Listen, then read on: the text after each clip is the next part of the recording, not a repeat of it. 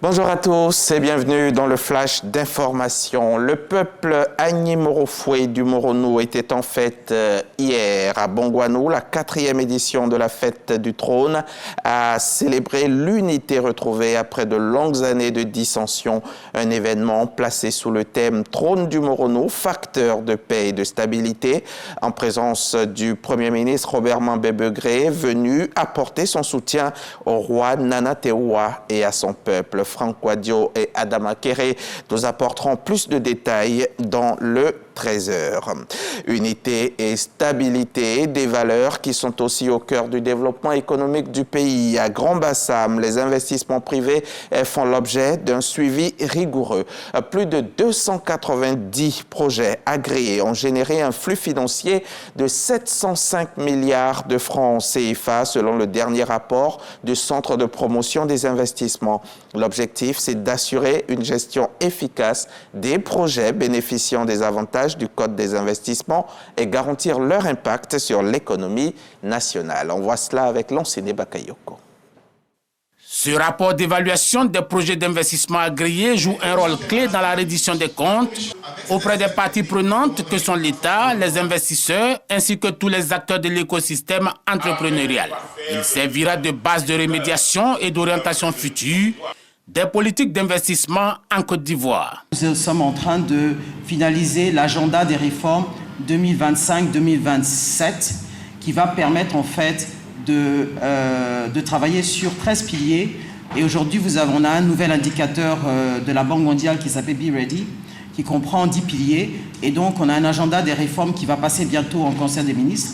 Et donc, ça va vraiment nous donner une bonne feuille de route des réformes très importantes qu'on doit mener pour améliorer le climat des affaires.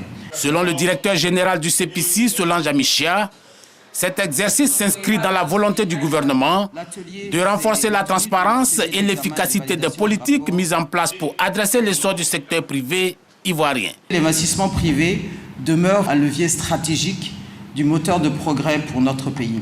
C'est dans ce sens que le gouvernement ivoirien a engagé des réformes majeures pour améliorer le climat des affaires et mettre en place un cadre réglementaire moderne et compétitif. Code des investissements qui offre aux entreprises des avantages fiscaux et douaniers significatifs en contrepartie de leur engagement de créer des emplois décents.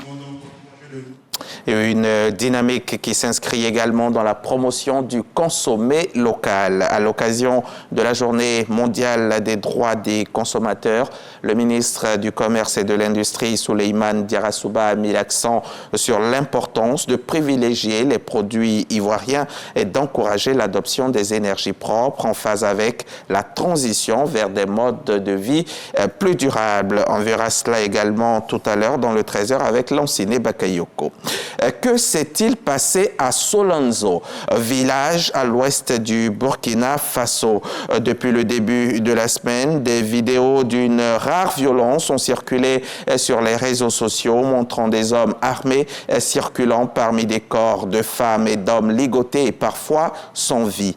Selon un rapport de Human Rights Watch, des dizaines de personnes ont été tuées les 10 et 11 mars par des VDP, volontaires pour la défense de la patrie. Une opération donc en représailles à des attaques djihadistes sur laquelle est revenu le gouvernement burkinabé dans un communiqué sans la condamner. Pour autant, il s'agit d'une vaste campagne de désinformation pour discréditer nos vaillants combattants et faire peur aux paisibles populations. C'est ainsi défendu le gouvernement burkinabé. Le président américain Donald Trump a annoncé hier samedi que l'armée américaine avait mené dans la journée des frappes contre les Houthis au Yémen en réponse aux attaques répétées menées contre des navires en mer Rouge. Il a également demandé à l'Iran d'arrêter immédiatement son soutien aux terroristes Houthis. Ces frappes américaines ne resteront pas sans réponse, avertissent les Houthis justement, alors que ces frappes auraient fait au moins 31 personnes tuées. Ce dimanche matin, Téhéran riposte, assurant que les États-Unis n'ont aucun droit de dicter sa politique étrangère. Les États-Unis ont lancé ces frappes quelques jours après que les Houthis ont menacé de reprendre leurs attaques contre les navires croisant au large du Yémen qu'ils estiment liés à des intérêts israéliens si Israël ne lève pas le blocus de la bande de Gaza et ne reprend pas les négociations pour mettre fin à la guerre. La première foire nationale de l'emploi et du recrutement s'est tenue début mars à l'initiative du ministère de la Promotion de la Jeunesse, de l'Insertion professionnelle et du Service civique.